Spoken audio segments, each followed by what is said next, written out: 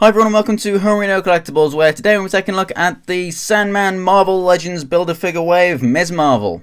Here we have the rest of the wave down there. The next one will probably be Spider-Man 2099 or the Black Suit Spider-Man. Up here we have a bit of a bio and then you have a picture of the figure. So let's go ahead and get this thing open and take a closer look. And here's the figure out of the packaging, and honestly it is quite a good figure, but it could have been made really excellent. Now what I mean by that is these big enlarged arms right here. You do get a bit less articulation in them.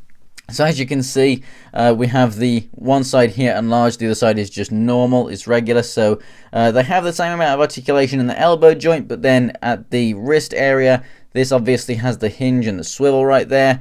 But the enlarged arms, which this side you actually get an open hand, they don't have any kind of articulation. They're a little bit kind of flexible, but they don't actually stay. They're not really meant to move at all. But obviously what I'm thinking of here is maybe bendy wires or something inside there and making these out of a softer rubber. That would have been so amazing. And I hope that if we are going to get Fantastic Four figures soon, which we haven't had for a long time, I think it's something like, no, maybe close to like, I don't know, 6 years or something since we've had Marvel Legends Fantastic Four figures. And we've had some recently hinted that they might be coming out. You know, we definitely need an actually flexible Mr. Fantastic. We can't just have this hard plastic stuff going on. So it's not a hindrance to this figure, it's just something that they could have done to make it absolutely amazing. Now, what is a hindrance is that without these, if you just have the regular hands on, without that extra weight going forwards, even with the legs like this, like kind of behind her, like kind of chicken legging her, she does have a tendency to be back heavy. She does want to fall over backwards in almost any position that I put her in. It takes me a couple of minutes just to get her to stand up straight on this flat surface.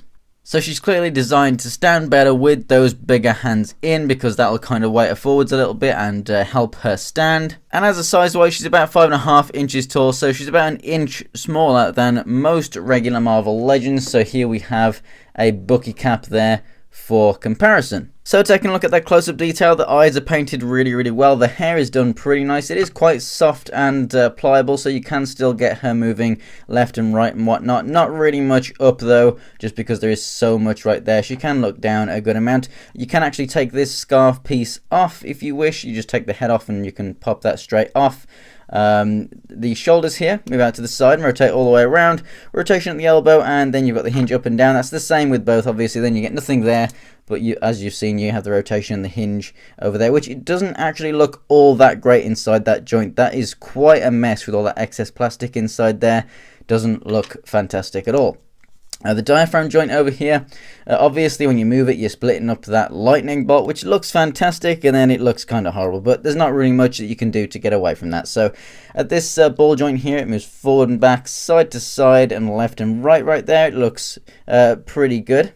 Then this piece of clothing down here is actually flexible, so there's no hindrance to the legs moving forward and back, out to the side. You've got rotation at the thigh, double jointed knees, rotation at the boot, and then the feet can move up and down and have ankle pivot in there as well. So articulation is pretty decent on this figure.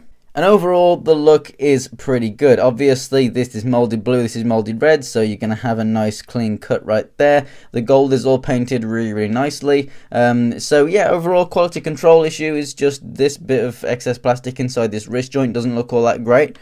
And she doesn't really stand up all that well, honestly, without these extra, this additional weight on there. But other than that, it is actually quite a good figure. It's just unfortunate that I don't really like the character all that much. But in terms of an action figure, I think it is actually a really nice one. And if you're into the character, then I definitely recommend it. So thanks for watching, guys. If you enjoyed the video, go ahead and give it a like. And if you want to see more pictures of anything else from my collection, check out my Instagram. It's Homerino123. And the link is in the description below. And for more Marvel Legends reviews, go ahead and subscribe. So thanks for watching, guys.